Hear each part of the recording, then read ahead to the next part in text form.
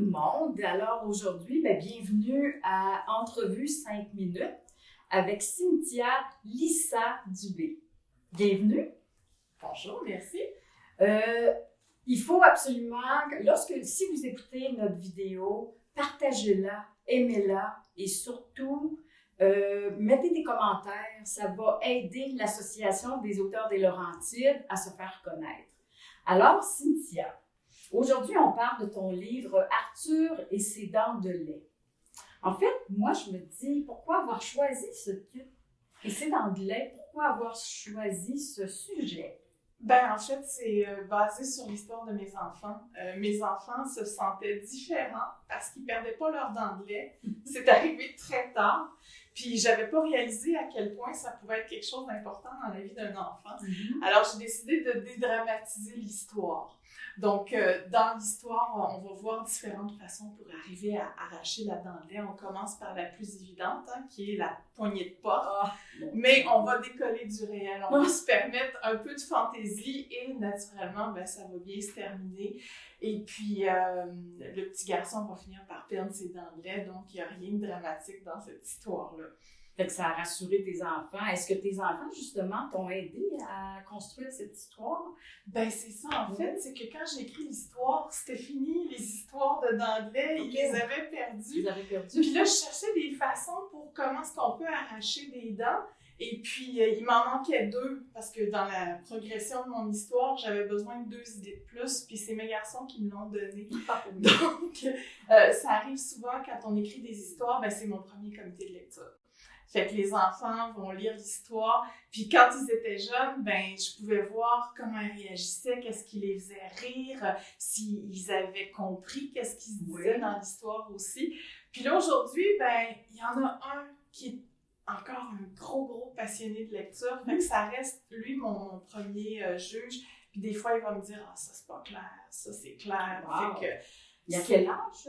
Là, il est rendu à 14 ans. Ah, OK. D'ailleurs, on a un projet d'écriture familiale. J'allais justement te poser. Tu m'enlèves les mots de la bouche. J'allais te poser la question. Donc, justement, s'il y avait une suite avec un de tes enfants. Oui. En fait, Arthur et ses dents de lait, il va avoir une suite avec les personnages du livre. Donc, il va avoir Philippe, qui est le grand frère, qui va vivre ses propres aventures. Puis là, j'ai envie d'avoir des personnages féminins, fait que je vais probablement avoir la mère qui va raconter un souvenir de jeunesse. Donc, quelque chose qui se passe dans la jeunesse. Fait que dans cette série-là, il va en avoir d'autres titres. Le prochain, qui attend juste de se faire illustrer, c'est Philippe qui voulait capturer les baleines avec son appareil photo. Donc, très original. Ça s'en vient dans la prochaine année, j'espère. Okay. Et puis, je veux dire un petit mot. C'est ça, j'ai commencé à dire, j'ai lancé l'idée qu'on allait faire des projets d'écriture en famille. Donc, mes garçons vont...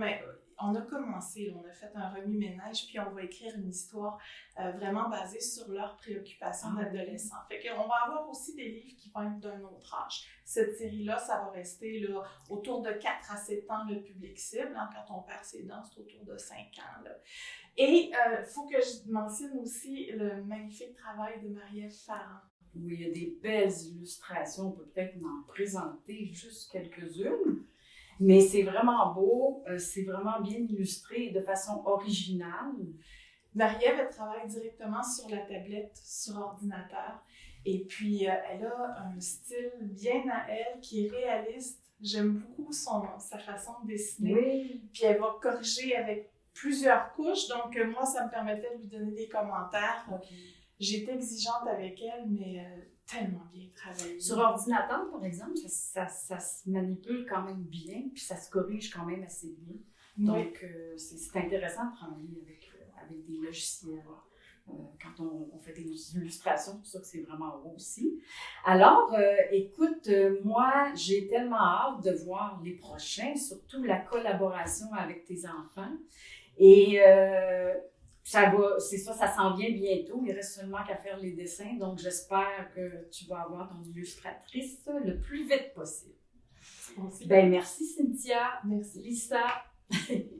Alors, merci tout le monde. Regardez cette belle vidéo et surtout, comme je disais, partagez-la Et abonnez-vous à notre chaîne YouTube. Vous allez voir, on en a bien d'autres à vous présenter. Bien, merci. Au revoir. Merci.